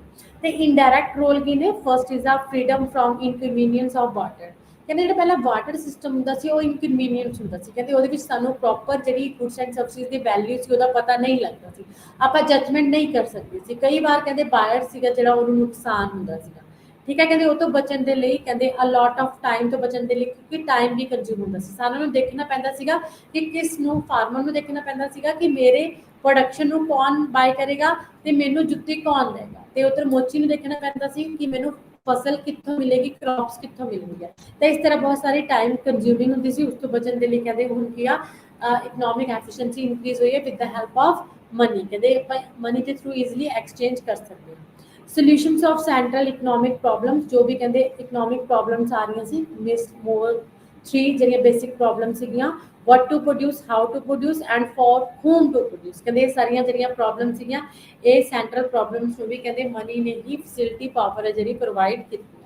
ਬੇਸਿਸ ਆਫ ਕ੍ਰੈਡਿਟ, ਕਹਿੰਦੇ ਕ੍ਰੈਡਿਟ ਨਾਲ ਰਿਲੇਟਡ ਜੋ ਵੀ ਪ੍ਰੋਬਲਮ ਸੀ ਕ੍ਰੈਡਿਟ ਕ੍ਰੀਏਸ਼ਨ ਨਾਲ, ਕਿਉਂਕਿ ਹਾਊਸਹੋਲਡ ਤੇ ਪ੍ਰੋਡਿਊਸਰਸ ਦੋਨਾਂ ਸੈਕਟਰਸ ਨੂੰ ਕਹਿੰਦੇ ਜਿਹੜੀ ਆਪਣੀ ਅੰਡਰ ਡਿਵੈਲਪ ਕੰਟਰੀਜ਼ ਨੇ ਉਹਨਾਂ ਦੇ ਵਿੱਚ ਕ੍ਰੈਡਿਟ ਦੀ ਲੋੜ ਹੁੰਦੀ ਹੈ, ਕਿਉਂਕਿ ਲੋਨ ਤੇ ਪੈਸਾ ਲੈ ਕੇ ਆਪਣੀ ਰਿਕੁਆਇਰਮੈਂਟਸ ਨੇ ਜਿਹੜੀਆਂ ਉਹ ਕੀ ਕਰਦੇ ਨੇ, ਪੂਰਾ ਕਰਦੇ ਨੇ, ਤਾਂ ਮਨੀ ਦੇ ਥਰੂ ਹੀ ਜਿਹੜੀਆਂ ਉਹਦੀਆਂ ਰਿਕੁਆਇਰਮੈਂਟਸ ਨੇ, ਕ੍ਰੈਡਿਟ ਫੈਸਿਲਿਟੀਜ਼ ਨੇ ਉਹਨਾਂ ਨੂੰ ਬੈਂਕਸ ਦੇ ਥਰੂ, ਆਰਬੀਆਈ ਦੇ ਕਮਰਸ਼ੀਅਲ ਬੈਂਕ ਦੇ ਥਰੂ ਮਿਲਦੀਆਂ। ਇੰਡੈਕਸ ਆਫ ਇਕਨੋਮਿਕ ਡਿਵੈਲਪਮੈਂਟ, ਕਹਿੰਦੇ ਜਿਹੜਾ ਇਕਨੋਮਿਕ ਡਿਵੈਲਪਮੈਂਟ ਦਾ ਇੰਡੈਕਸ ਹੈ ਉਹ ਵੀ ਮਨੀ ਤੇ ਹੀ ਡਿਪੈਂਡ ਕਰਦੇ ਆ, ਮਨੀ ਦੇ ਥਰੂ ਅਗਰ ਕ੍ਰੈਡਿਟ ਕ੍ਰੀਏਸ਼ਨ ਜ਼ਿਆਦਾ ਹੋਏਗੀ, ਇਨਵੈਸਟਮੈਂਟ ਜ਼ਿਆਦਾ ਹੋਏਗੀ, ਕੰਜ਼ੰਪਸ਼ਨ ਜ਼ਿਆਦਾ ਹੋਏਗੀ, ਐਗਰੀਗੇਟ ਡਿਮਾਂਡ ਜ਼ਿਆਦਾ ਹੋਏਗੀ, ਠੀਕ ਹੈ, ਤਾਂ ਸਪਲਾਈ ਵੀ ਜ਼ਿਆਦਾ ਹੋਏਗੀ, ਆਪਣੀ ਇਕਨੋਮੀ ਡਿਵੈਲਪਮੈਂਟ ਤੇ ਗਰੋਥ ਦੇ ਪਾਥ ਤੇ ਚੱਲੇਗੀ। Next is increase in mobility of capital, ਕਹਿੰਦੇ one place to other place, ਕਹਿੰਦੇ ਜਿਹੜੀ ਤੇ ਮਨੀ ਈਜ਼ੀਲੀ ਟ੍ਰਾਂਸਫਰ ਹੋ ਰਹੀ ਹੈ ਥਰੂ ਦਾ ਬੈਂਕਸ, ਠੀਕ ਹੈ, ਕਹਿੰਦੇ ਜਿਹਦੇ ਜਿਹੜੀ ਪ੍ਰੋਫਿਟੇਬਲ ਐਂਡ ਮੋਰ ਯੂਜ਼ਫੁਲ ਹੈ ਸਾਰੇ ਪਰਸਨਸ ਦੇ ਲਈ। ਇਨਸੈਂਟਿਵਸ ਫॉर ਮਟੀਰੀਅਲ ਡਿਵੈਲਪਮੈਂਟ, ਕਹਿੰਦੇ ਮਟੀਰੀਅਲ ਡਿਵੈਲਪਮੈਂਟ ਦੇ ਲਈ ਜਿਵੇਂ ਕਿ ਇੰਡਸਟਰੀ ਦੀ ਡਿਵੈਲਪਮੈਂਟ, ਐਗਰੀਕਲਚਰ ਡਿਵੈਲਪਮੈਂਟ, ਟਰਾਂਸਪੋਰਟ ਤੇ ਟ੍ਰੇਡ ਵਿੱਚ ਡਿਵੈਲਪਮੈਂਟ ਵੀ ਕਹਿੰਦੇ ਮਨੀ ਦੀ ਸਪਲਾਈ ਦੇ ਥਰੂ ਹੀ ਪੋਸੀਬਲ ਹੈ। Next is major of social welfare, ਤੇ social welfare is the main objectives of every welfare state, modern age ਦੇ ਵਿੱਚ ਕਹਿੰਦੇ ਹਰ ਇੱਕ ਸਟੇਟ ਕੀ ਚਾਹੁੰਦੇ ਕਿ ਸੋਸ਼ਲ ਵੈਲਫੇਅਰ ਹੋਵੇ, ਕਹਿੰਦੇ ਮਨੀ ਹੈਲਪਫੁਲ ਹੁੰਦੀ ਹੈ ਗਵਰਨਮੈਂਟ ਐਕਸਪੈਂਡੀਚਰ ਦੇ ਵਿੱਚ, ਕਹਿੰਦੇ ਡਿਫਰੈਂਟ ਜਿਹੜੇ ਪ੍ਰੋਗਰਾਮ ਗਵਰਨਮੈਂਟ ਨੇ ਬਣਾਏ ਜਾਂਦੇ ਨੇ ਤਾਂ ਉਹਨਾਂ ਨੂੰ ਸਕਸੈਸਫੁਲ ਮਨੀ ਦੇ ਥਰੂ ਹੀ ਕੀਤਾ ਜਾਂਦਾ। ਸੋਸ਼ਲ ਵੈਲਫੇਅਰ ਮੀਨਸ ਜਿਹੜਾ ਵਾਟਰ ਹੈ, ਇਲੈਕਟ੍ਰਿਸਿਟੀ ਹੈ, ਐਜੂਕੇਸ਼ਨ ਹੈ, ਐਂਟਰਟੇਨਮੈਂਟ ਹੈ, housing and security, social security ਦੀ ਜਿਹੜੀ ਫੈਸਿਲਿਟੀ ਉਹ ਵੀ ਮਨੀ ਦੇ ਥਰੂ ਹੀ ਦਿੱਤੀ ਜਾਂਦੀ ਹੈ। ਨੈਸ਼ਨਲ ਐਂਡ ਇੰਟਰਨੈਸ਼ਨਲ ਯੂਨਿਟੀ, ਕਹਿੰਦੇ because of money it has been convenient for the peoples to move across different parts of the world, ਕਹਿੰਦੇ money ਦੀ help ਦੇ ਨਾਲ ਹੀ ਜਿਹੜੇ ਡਿਫਰੈਂਟ ਪੀਪਲਸ ਨੇ ਉਹ ਅਲੱਗ-ਅਲੱਗ ਕੰਟਰੀਜ਼ ਦੇ ਵਿੱਚ ਆ ਸਕਦੇ ਨੇ ਤੇ ਅਲੱਗ ਕੰਟਰੀਜ਼ ਦੇ ਵਿੱਚ ਐਕਸਪੋਰਟ ਇੰਪੋਰਟ ਕਰ ਸਕਦੇ ਨੇ, ਠੀਕ ਹੈ, ਐਕਸਚੇਂਜ ਕਰ ਸਕਦੇ ਨੇ, ਤਾਂ ਜਿਹਦੇ ਥਰੂ ਇੰਟਰਨੈਸ਼ਨਲ ਟ੍ਰੇਡ ਦੇ ਵਿੱਚ ਕੀ ਹੋਏਗਾ, ਇਨਕਰੀਜ਼ ਹੋਏਗਾ। On the basis of stages of economic development, कहते इकनॉमिक डेवलपमेंट की जी डिफरेंट स्टेजिस ने वो भी आप मनी के थ्रू ही लैके आ सकते हैं, ठीक है। जी डिवेलपिंग पाथ से भी आप मनी के थ्रू ही चल सकते हैं, क्योंकि take off and stage of high mass consumption से कहते जी हाई कंजम्पशन से अपनी जी डेवलपमेंट ग्रोथ और डिपेंड करती है। Next is division of labour and extent of market, market जो डिवीजन ऑफ लेबर होंगी आ अपना वेजिस वगैरह दी जाती ने, ठीक है। Degree increase the degree of division of labour, specialisation gain की जाती है, टैक्नोलॉजी इंप्रूव की जाती है, वो भी with the help of money ही की जाती है। तो मनी के इस तो इलावा नॉन इकनॉमिक फंक्शनस भी ने, जिवें कि सोशल फील्ड के सोशल रिस्पैक्ट, सैल्फ रिस्पैक्ट, ठीक है, सैल्फ स्टेटस कहते वो भी मनी पर डिपेंड करता है। जिस पीपल के कोल वैल्थ ज़्यादा होएगी, मनी ज़्यादा होएगी, उसकी सैल्फ रिस्पैक्ट ज़्यादा होएगी एंड उसका स्टेटस उच्चा होएगा, स्टैंडर्ड ऑफ लिविंग का जो हाई होएगा, ठीक है। हर एक पर्सन जो है वो की करेगा, रिस्पैक्ट करेगा। सिग्निफिकेंस ऑफ पॉलिटिकल फील्ड के भी मनी का मेन रोल है, क्योंकि पोलिटिकल पार्टीज को मनी की लोड़ होती है जो उन्होंने ग्रांट्स देनिया ने, ठीक है। मनी के थ्रू ही जो पोलिटिकल सिस्टम है पूरा किया 5 ईयर प्लान्स ने जोड़े सक्सैसफुल बनाए जा सकते। Significance in the field of art, कहते आर्ट की फील्ड के भी कहते जी मनी है वह मेन रोल है। Welfare states artist and encourage through monetary awards के थ्रू, मनी के थ्रू ही कहते जो मनी के बेसिस से अवार्ड दिते जाते हैं, मनी दी जाती है आर्टिस्ट को, कहते वो थ्रू ही मोटिवेट होंगे ने अपनी आर्टिस्ट जो डिफरेंट टाइप्स ऑफ आर्टिस्ट ने, चाहे वो पोइट्री है, चाहे वो अपना राइटर्स ने, चाहे वो अपना कोई पिक्चर के थ्रू आ उन्होंने जी एफिशिएंसी इंक्रीज होती है। कहते डिसएडवांटेज की ने money they, first is economic evils ने, इन स्टेबिलिटी ऑफ वैल्यू, कहते जी अपनी मनी है वैल्यू स्टेबल नहीं रहती, वैल्यू है जी इंक्रीज डिक्रीज होंगी, जिमें कि तुम जानते हो कि मनी की वैल्यू इंक्रीज इन्फ्लेशन से डिफ्लेशन टाइम होंगी है, क्योंकि प्राइसिस हाई तो लो हो जाती है, जिले थ्रू रियल जी परचेजिंग पावर है मनी की वो हिल जाती है। एंड ट्रेड साइकल्स, कहते जो ट्रेड साइकल्स होते हैं कहते ये भी money they money they increase होना, मनी की सप्लाई से डिक्रीज होना के कारण ही होंगे ने। ओवर कैपिटलाइजेशन, जो मनी अपनी इकोनॉमी के ज़्यादा कैपिटल आ जाती है तब कहते प्राइसिस पॉवर्टी इंक्रीज हो जाती है, इंप्लॉयमेंट इंक्रीज हो जाती है, इकनॉमिक बेस्टेज होंगी है, इकनॉमिक रिसोर्सिस की अनइक्वल डिस्ट्रीब्यूशन ऑफ वैल्थ होंगी है, जी वैल्थ होंगी डिस्ट्रीब्यूशन इक्वल नहीं होंगी, रिच परसन हो रिच होंगे ने एंड पुअर होंगे ने। And problems of black money, जो मनी की सप्लाई बढ़ जाती है तो ब्लैक मनी की प्रॉब्लम आती है। ब्लैक मनी मीनस लोग पैसा छुपा के रखना स्टार्ट कर देंगे ने, जिहदे थ्रू कहते जो इकनॉमिक क्राइसिस ने किने जन्म देते हैं। सोशल ईवल्स कहते मैटीरियलिज्म, इनकरेज मैटीरियलिज्म, लोग की मटीरियल थिंग्स के पिछे भजते हैं। हाउस अच्छा हो, कार वधिया हो, फैसिलिटीज ज़्यादा हो तो ये पैसे के पिछे भजते हैं, तो जो अपना सोशल स्टेटस है वो पिछे भजते हैं, तो रिलीजीयस पिछे छड़ देंगे ने, लव ते फेथ ते ट्रुथफुलनैस ट्रैडिशनल वैल्यूज भुल जाते हैं। नैक्सट टेंडेंसी ऑफ एक्सप्लॉयटेशन, कहते मनी की रेस के मनी को पाने के चक्कर के कहते आप एक्सप्लॉयटेशन करते हैं, मीनस करप्शन, ठीक है, होगी तो डिस्ट्रॉय नॉट हैजिटेट नहीं करते किसी को भी पैसा मंगने के टाइम्स, ठीक है। तब कहते हेरा फेरी होगी जो की जाती है, ठीक है, इकनॉमिक सिस्टम के and increase in immoral tendencies, कहते जी मॉरल वैल्यूज ने उन्होंने लॉस होंगे मनी को लैके, ठीक है। एंड उस तो बाद जो मेन टॉपिक है that is a credit creation, कहते कि आ क्रेडिट क्रिएशन की होंगी है, जो बैंक्स ने वो की क्रेडिट क्रिएशन करते हैं, ठीक है। कमर्शियल बैंक्स ने जो उन्होंने मेन एम की होंगे क्रेडिट क्रिएशन करना। क्रेडिट क्रिएशन करना मतलब मनी की सप्लाई करना इकोनॉमी के, कहते वो कि अंडर करते हैं, आरबीआई के अंडर करते हैं।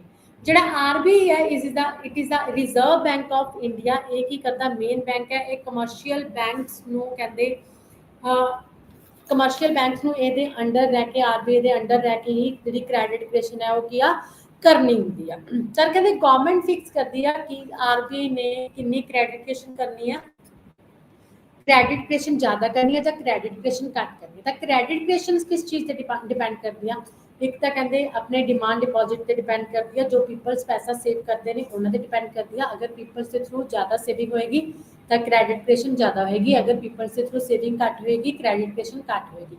दूसरा कहते आरबीआई न्यू करंसी छाप के की करता मनी की सप्लाई इंक्रीज करता अपनी इकोनॉमी के विच, न्यू नोट्स ते करंसी जो आरबीआई ही कर सकता है, इशू कर सकता है, ठीक है। वो जो फिजिकल डेफिसिट होंगे उदों होंगे है जो गवर्नमेंट एक्सपेंडिचर्स गवर्नमेंट की इनकम तो बच जाते हैं, ਜਿਹੜਾ आरबीआई है न्यू नोट्स एंड करंसी छापदा ਜਿਹਦੇ ਥਰੂ ਮਨੀ ਦੀ ਸਪਲਾਈ ਕੀ ਹੈ ਇਨਕਰੀਜ਼ ਹੁੰਦੀ ਹੈ। ठीक है, तो प्रोसैस ऑफ क्रेडिट क्रिएशन किहदे थ्रू हुंदा कमर्शियल बैंक्स ते आरबीआई दे थ्रू हुंदा।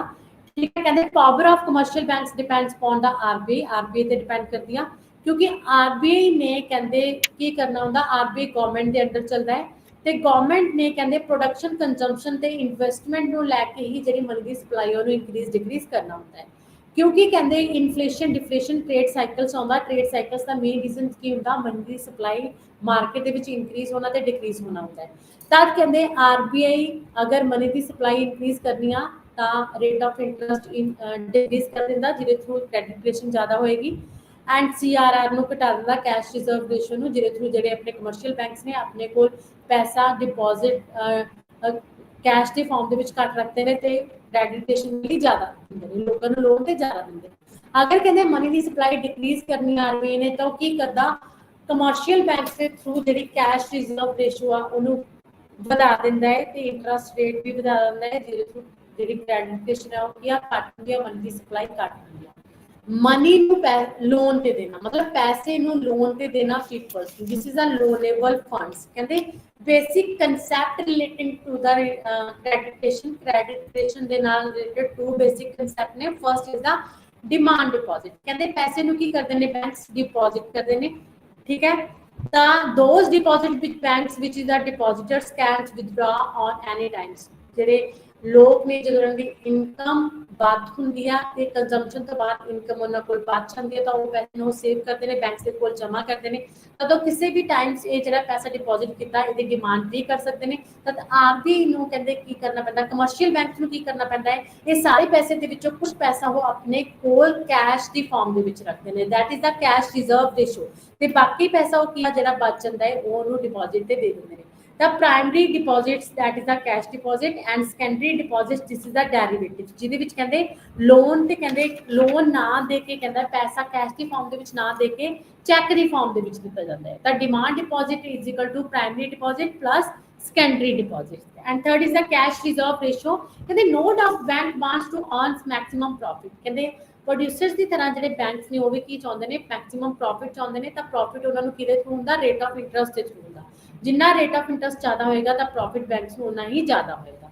ਕਹਿੰਦੇ it does not mean that it will convert all its liquidity into loans those who deposit funds in the bank in cash can withdraw the same anytime ਕਹਿੰਦੇ ਫਿਰ bank ਕੀ ਕਰਦੇ ਨੇ ਜਿਹੜੇ commercial banks ਨੇ credit creation ਕਰਦੇ ਨੇ ਤਾਂ credit creation ਦੇ ਥਰੂ ਕਹਿੰਦੇ ਜਦੋਂ ਇਹ ਕ੍ਰੈਡਿਟ ਲੋਨ ਦੇ ਦਿੰਦੇ ਨੇ ਪਰਸਨਸ ਨੂੰ ਤਾਂ ਉਹਨਾਂ ਦੇ ਬਦਲੇ ਇਹਨਾਂ ਨੂੰ ਕੀ ਮਿਲਦਾ ਰੇਟ ਆਫ ਇੰਟਰਸਟ ਮਿਲਦਾ। ਤਾਂ ਕ੍ਰੈਡਿਟ ਕ੍ਰੀਏਸ਼ਨ ਕਰਦੇ ਕਿੱਦਾਂ ਨੇ ਕਹਿੰਦੇ ਜਿੰਨੇ ਵੀ ਪਰਸਨਸ ਨੇ ਜੋ ਵੀ ਆਪਣੀ ਸੇਵਿੰਗ ਲੈ ਕੇ ਆਉਂਦੇ ਨੇ ਤਾਂ ਉਹ ਬੈਂਕਸ ਦੇ ਕੋਲੋਂ ਪੈਸਾ ਜਮ੍ਹਾਂ ਕਰਾਉਂਦੇ ਨੇ ਕਿਉਂਕਿ ਸੇਵਿੰਗ ਦੇ ਬਦਲੇ ਉਹਨਾਂ ਨੂੰ ਰੇਟ ਆਫ ਇੰਟਰਸਟ ਮਿਲਦਾ।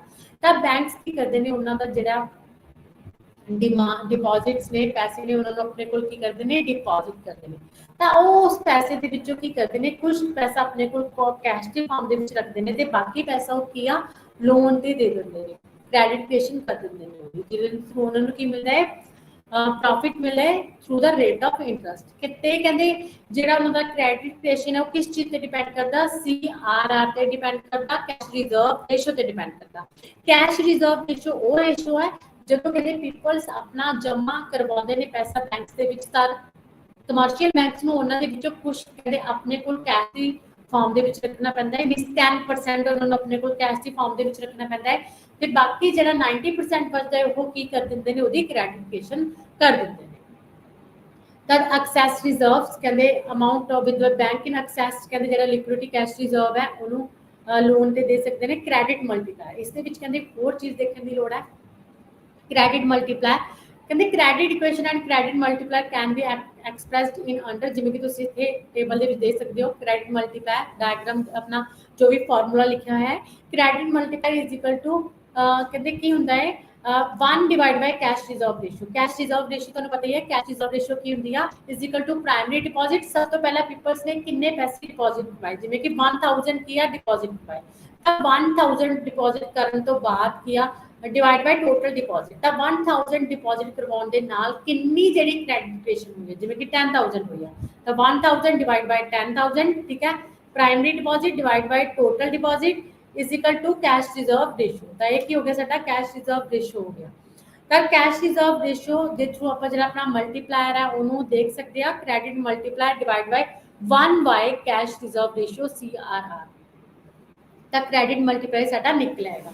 ਤਾਂ ਕ੍ਰੈਡਿਟ ਮਲਟੀਪਲਾਇਰ ਹੁੰਦਾ ਕੀ ਆ, credit multiplier refers to the ratio of increase in total deposit increase in primary deposit, total deposit ਦੇ ਵਿੱਚ ਕਿੰਨਾ ਇਨਕਰੀਜ਼ ਹੋਇਆ ਪ੍ਰਾਇਮਰੀ ਡਿਪੋਜ਼ਿਟ ਕਰਨ ਦੇ ਨਾਲ।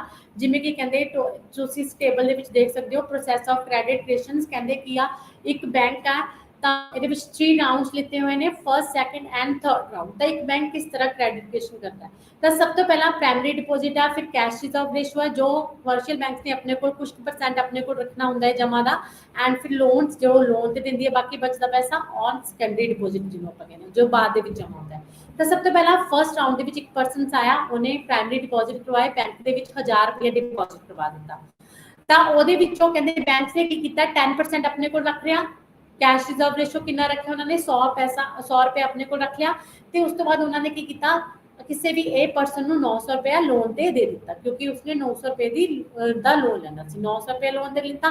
ਤਾਂ ਉਸ ਇਹ ਪਰਸਨਸ ਨੇ ਕੀ ਕੀਤਾ ਉਸੇ ਬੈਂਕ ਦੇ ਵਿੱਚ ਦੁਬਾਰਾ ਆ ਕੇ ਕੀ ਕੀਤਾ, ਕਿਉਂਕਿ ਚੈੱਕ ਬੈਂਕ उसनों की करेगा सैकंडरी डिपॉजिट ਦੇ ਵਿੱਚ ਚੈੱਕ ਪ੍ਰੋਵਾਈਡ ਕਰੇਗਾ, ਨਾ ਕਿ ਕੈਸ਼ ਪ੍ਰੋਵਾਈਡ ਕਰੇਗਾ। ਜਦੋਂ ਚੈੱਕ ਪ੍ਰੋਵਾਈਡ ਕਰੇਗਾ ਤਾਂ ਉਸ ਉਹ ਪਰਸਨ ਇਹ ਪਰਸਨ ਕੀ ਕਰੇਗਾ ਚੈੱਕ ਲਗਾਵੇਗਾ ਉਸੇ ਬੈਂਕ ਦੇ ਵਿੱਚ ਆ ਕੇ। ਤਾਂ ਉਹਨੇ ਕੀ ਕੀਤਾ ਪ੍ਰਾਇਮਰੀ ਡਿਪੋਜ਼ਿਟ ਕੀ ਹੋ ਗਿਆ 900 ਦਾ ਚੈੱਕ ਲਗਾ ਦਿੱਤਾ, 900 ਡਿਪੋਜ਼ਿਟ ਹੋ ਗਿਆ। ਤੇ ਉਸ ਤੋਂ ਬਾਅਦ ਬੈਂਕਸ ਨੇ ਉਹਦੇ ਵਿੱਚੋਂ ਕੀ ਕੀਤਾ 90% किया 10% अपने को रखा, मींस 90 रुपीस अपने को रखे, ਤੇ ਜਿਹੜਾ ਆਪਣਾ 20% ਹੈ ਉਹ ਲੋਨ ਲੈਣ ਲਈ ਆਇਆ 20% ਨੂੰ 810 ਰੁਪਏ ਲੋਨ ਦੇ ਦਿੱਤਾ। 810 ਰੁਪਏ ਲੋਨ ਤੇ ਦਿੱਤਾ ਤੇ ਉਹਨੂੰ ਚੈੱਕ ਦੇਗਾ, ਫਿਰ ਉਹ ਚੈੱਕ ਦੇਗਾ ਤਾਂ ਉਹ ਪਰਸਨ 20% ਫਿਰ ਬੈਂਕ ਦੇ ਕੋਲ ਜਾਏਗਾ ਤੇ ਚੈੱਕ ਲਗਾਏਗਾ ਵਿਥਡਰਾ ਕਰਵਾਉਣ ਦੇ ਲਈ ਕੈਸ਼ ਨੂੰ। ਤਾਂ ਫਿਰ ਉਹ 810 ਰੁਪਏ ਨੂੰ ਡਿਪੋਜ਼ਿਟ ਕਰਵਾਏਗਾ, this is a primary deposit. ਤਾਂ ਫਿਰ ਉਹਦੇ ਵਿੱਚੋਂ 10% ਬੈਂਕ ਰੱਖੇਗਾ 81 ਰੁਪੀਸ ਰੱਖ ਲੇ, ਤੇ ਫਿਰ ਉਹ ਜਿਹੜਾ C ਪਰਸਨ ਹੈ ਉਹਨੂੰ ਲੋਨ ਤੇ ਕੋਈ ਹੋਰ ਪਰਸਨ ਆਉਂਦਾ ਲੋਨ ਤੇ ਪੈਸਾ 729 ਰੁਪਏ ਉਹਦੇ ਵਿੱਚੋਂ ਦੇਗਾ ਜੋ ਬਚ ਗਏ। ठीक है, इसी तरह वो फिर चैक लगाएगा। इस तरह जो राउंड ने ये चलते रहेंगे। इसी तरह प्राइमरी डिपॉजिट्स होंगे रहेंगे, ठीक है, क्रेडिट क्रिएशन होती जाएगी तो सैकंडरी डिपॉजिट्स 20 लोगों को जो है पैसा लोन से दिता जाएगा। तो इतने प्राइमरी डिपॉजिट सब तो पहले कितना सीगा 1000 सीगा, तो टोटल डिपॉजिट इतने कितना हो गया 10000 हो गया।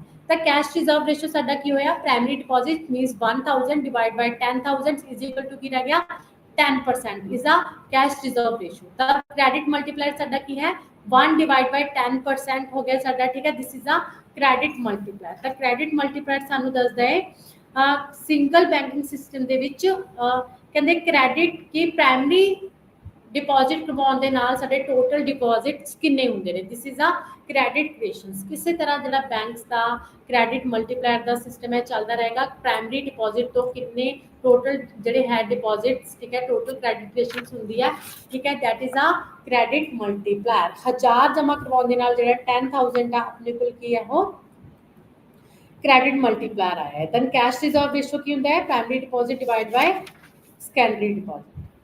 ਉਸ ਤੋਂ ਬਾਅਦ ਤੁਸੀਂ ਇਸ ਡਾਇਗਰਾਮ ਦੇ ਵਿੱਚ ਦੇਖ ਸਕਦੇ ਹੋ ਥਰੂ ਕ੍ਰੈਡਿਟ ਕ੍ਰੀਏਸ਼ਨ ਬਾय ਦ ਬੈਂਕ, ਜਿਵੇਂ ਕਿ ਤੁਸੀਂ ਦੇਖ ਸਕਦੇ ਹੋ ਉਹ ਐਕਸ ਤੇ ਬੈਂਕ ਡਿਪੋਜ਼ਿਟ ਲਿੱਤਾ ਹੋਇਆ ਹੈ ਐਂਡ ਉਹ ਬਾਈ ਤੇ ਡਿਪੋਜ਼ਿਟ ਰਾਉਂਡਸ ਲਿੱਤੇ ਹੋਏ ਨੇ। ਇਹਦੇ ਵਿੱਚ ਰਾਉਂਡਸ ਲਿੱਤੇ ਹੋਏ ਨੇ ਆਪਣੇ 1 2 3 4 ਰਾਉਂਡਸ ਲਿੱਤੇ ਹੋਏ ਨੇ ਕਿ ਕਿਸ ਤਰ੍ਹਾਂ ਜਿਹੜੇ ਆਪਣੇ ਬੈਂਕਸ ਨੇ ਉਹ ਕ੍ਰੈਡਿਟ ਕ੍ਰੀਏਸ਼ਨਸ ਕਰਨਗੇ। ਕਹਿੰਦੇ ਦੇਖੋ ਕਿ ਫਸਟ ਰਾਉਂਡ ਦੇ ਵਿੱਚ ਆਪਾਂ ਨੇ ਕੀ ਆ ਜੋ ਵੀ ਇੱਕ ਪਰਸਨ ਹੈ ਉਹਨੇ 1000 ਬੈਂਕਸ ਦੇ ਵਿੱਚ ਪ੍ਰਾਇਮਰੀ ਡਿਪੋਜ਼ਿਟ ਕਰਵਾਇਆ, 1000 ਉਹਨੇ ਡਿਪੋਜ਼ਿਟ ਕਰਵਾ ਦਿੱਤਾ ਤਾਂ ਬੈਂਕਸ ਨੇ ਉਹਦੇ ਵਿੱਚੋਂ ਕੀ ਕੀਤਾ चेंज किया, बैंक्स ने 10% अपने को रखा, 100 रुपए उन्होंने अपने को रख लिता, तो फिर उन्होंने की किया 900 लोन ते दे दिता, 900 लोन ते दिता अपने एक पर्सन ਨੂੰ, ए पर्सन ਨੂੰ उन्होंने चैक दे दिता। ਤਾਂ ए पर्सन ने की किया उसे बैंक के ਵਿੱਚ जाके चैक लगाया कैश ਲੈਣ ਦੇ ਲਈ, ਤਾਂ बैंक ने जमा किया ਉਹ चैक 900 ਦਾ, ठीक है, ਉਹਦੇ ਵਿੱਚੋਂ 10% अपने को रखा भी 81 रुपीस अपने को रख ले, ਤੇ 8 जो 810 रुपए ने उन्होंने की किया फिर दोबारा तो 20% ਨੂੰ ਦੇ ਦਿੱਤੇ 90 रुपीस रख के, ठीक है, 20% ਨੂੰ ਦਿੱਤੇ ਤਾਂ 20% ਨੇ ਉਸ ਨੂੰ ਫਿਰ ਕਢਵਾਉਣ ਦੀ ਕੋਸ਼ਿਸ਼ ਕੀਤੀ, ਉਹਨੇ ਚੈੱਕ ਤੇ ਲਗਾ ਦਿੱਤਾ ਆਪਣਾ ਬੈਂਕ ਦੇ ਵਿੱਚ, ਤਾਂ ਉਹਦੇ ਥਰੂ ਪ੍ਰਾਇਮਰੀ ਡਿਪੋਜ਼ਿਟ ਫਿਰ ਹੋਏ। ਤਾਂ ਪ੍ਰਾਇਮਰੀ ਡਿਪੋਜ਼ਿਟ ਦੇ ਥਰੂ ਜੋ ਵੀ ਆਪਣੇ ਬੈਂਕ ਨੇ ਕਮਰਸ਼ੀਅਲ बैंक ਉਹਨਾਂ ਨੇ 10% ਆਪਣੇ ਕੋਲ ਰੱਖਿਆ 81 रुपीस ਤੇ ਉਹਨਾਂ ਨੇ 729 ਫਿਰ ਕਿ ਉਹਨਾਂ ਦਾ ਕ੍ਰੈਡਿਟ ਕ੍ਰੀਏਸ਼ਨ ਕਰ ਦਿੱਤਾ। इसी तरह वो 10% रखते जाएंगे तो अपना जो क्रेडिट क्रिएशन है आगे तो आगे करते जाएंगे। ਜਦੋਂ ਤੱਕ ਜ਼ੀਰੋ ਨਹੀਂ ਹੋ ਜਾਂਦਾ ਤਾਂ ਕਹਿੰਦੇ 1000 ਦਾ ਕ੍ਰੈਡਿਟ ਕ੍ਰੀਏਸ਼ਨ ਐਂਡ ਵਾਲੇ ਰਾਉਂਡ ਤੇ ਕਿੰਨਾ ਹੋ ਜਾਏਗਾ 10,000 ਹੋ ਜਾਏਗਾ। then cash reserve ratio अपनी कितनी सी थे 10% ਸੀਗੀ primary deposit divide by secondary deposit ਤੇ ਕ੍ਰੈਡਿਟ ਮਲਟੀਪਲਾਈ ਕੀ ਹੋਏਗਾ is equal to 1 by divide by CRR।